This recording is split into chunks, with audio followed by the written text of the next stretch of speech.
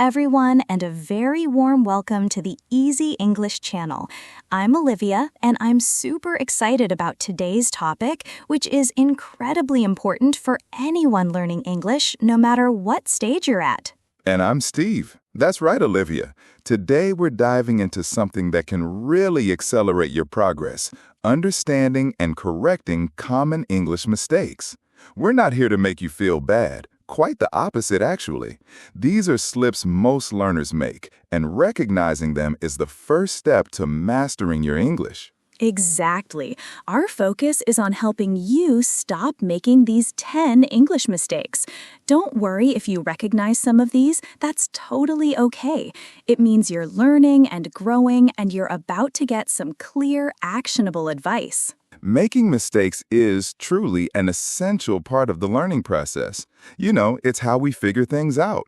But when you become aware of the most frequent errors, you can actively work on them and, as a result, improve your English much, much faster. Let's jump right in, shall we? Let's do it. Mistake number 1 on our list, which we hear all the time, is saying he go instead of he goes. What's going on there, Steve? The classic third-person singular S. This is a fundamental grammar point in the present simple tense.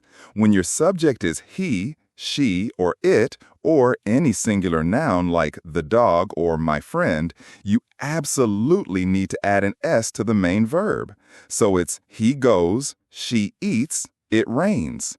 It's a small sound, but it carries a lot of grammatical weight and can instantly make your English sound more natural. A good tip is to just imagine that S sound as a little tag for any singular subject in the present tense. That's a great way to remember it. Moving on to number 2. I very like it. How should we really be expressing that in English? This one often comes from direct translation from other languages, where the adverb might precede the verb. But in English, for emphasis with like, we typically say, I like it very much, or I really like it. Very usually modifies adjectives or other adverbs, not verbs directly in this context. So, while you might say, I am very happy, with a verb like, it's either very much at the end or really before the verb. It just flows better, It definitely does. Our third mistake is pretty straightforward, but still common, confusing he and she. It seems simple, but it happens. It does happen, and often it's just a momentary slip of the tongue due to speed, or perhaps because in a learner's native language, gendered pronouns aren't as prominent or are used differently.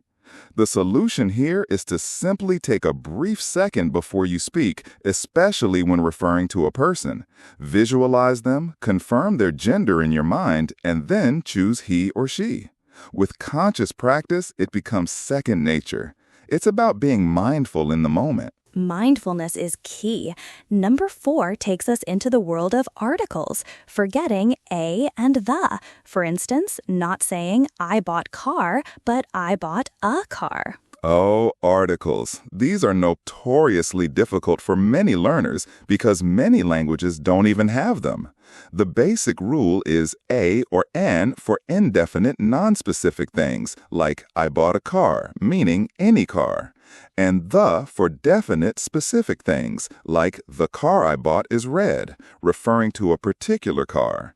It's all about context and whether the listener knows exactly what you're talking about.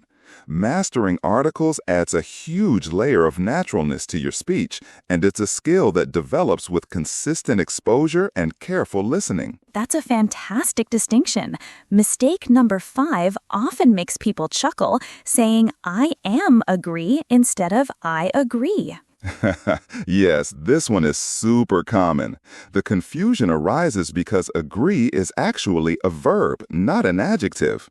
People often try to use it like they would I am happy or I am tired. But you don't say I am walk, right? You say I walk. It's the same with agree, just I agree, you agree, they agree. Simple, direct, and grammatically correct. It's a quick fix that makes a big difference. Such a good analogy. Mistake number 6 is a big one that affects nearly every language learner, translating directly from your native language. Why is that such a pitfall? This is huge, Olivia. Our brains naturally want to translate word for word, but English has its own unique sentence structures, idioms, and ways of expressing ideas that simply don't map directly. If you try to translate phrases literally, you end up with sentences that sound very unnatural or even completely misunderstood. For example, I have cold instead of I am cold. The best advice here is to try and think in English as much as possible. Immerse yourself in authentic English content and learn phrases as complete units, not just individual words. That's so true. Learning phrases, not just words.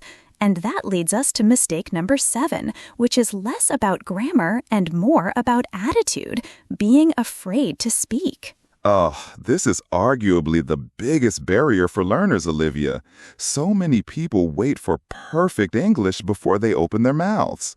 But perfect doesn't exist, and speaking is the only way to truly improve. You'll make mistakes, absolutely, but those mistakes are your best teachers. They show you exactly what you need to work on. Don't let fear hold you back. Start small, speak with anyone who will listen, and understand that every fluent speaker was once in your shoes making tons of mistakes along the way. You've got to speak now to improve later. That's a powerful message. Mistake number 8 involves two very similar sounding verbs, confusing say and tell. They do seem interchangeable, don't they? But there's a crucial difference. Tell almost always requires a direct object, meaning you tell someone something. Say, on the other hand, doesn't necessarily need a direct object. So you say something or say that something happened, but you tell me something or tell her a story. For example, he said hello, but he told me hello. Or she said she was tired, but she told him she was tired. It's all about whether there's a specific recipient of the message. That clarifies it beautifully. Number 9 focuses on another notoriously tricky area, wrong prepositions. You mentioned married with instead of married to. Prepositions are the bane of many English learners' existence. They're often idiomatic, meaning they don't always follow a logical pattern and can be incredibly frustrating. Beyond married to, we see good in something instead of good at something, or listen at music instead of listen to music. The best way to tackle prepositions is not to memorize endless rules, but to learn them in context as part of common phrases. Pay attention to how native speakers use them, keep a list of verb-preposition combinations, and practice using them until they feel natural. It takes time, but it's worth it. Absolutely. Context is everything with prepositions. And finally, our 10th mistake, which I think is perhaps the most critical for any long-term goal, giving up too soon. This truly is the biggest mistake you can make, Olivia. Learning English is a journey, a marathon, not a sprint. There will be days when you feel incredibly motivated and days when you feel like you're not making any progress at all. Don't let those difficult days discourage you. Every small step matters. Even just 5 or 10 minutes a day of listening, reading, or practicing adds up significantly over time. Consistency, not intensity, is the secret weapon to reaching fluency. Believe in the process and in yourself. Such powerful advice. Embrace those mistakes, learn from them, and just keep trying. It's about progress, not perfection. Exactly. Your English does not need to be perfect. It just needs to be understood. Focus on clear communication, and the rest will follow. And please, believe in yourself. You are far smarter and more capable than you think. That's right. Every single fluent speaker was once a beginner, just like you might be right now. Your journey is valid and important. Thank you so much for tuning in and listening to these tips today. If you found this episode helpful, please show us some love by liking, subscribing, and continuing your practice with the Easy English channel. We love having you with us. Keep an eye out for more great content designed to help you on your English learning adventure. See you next time and keep learning.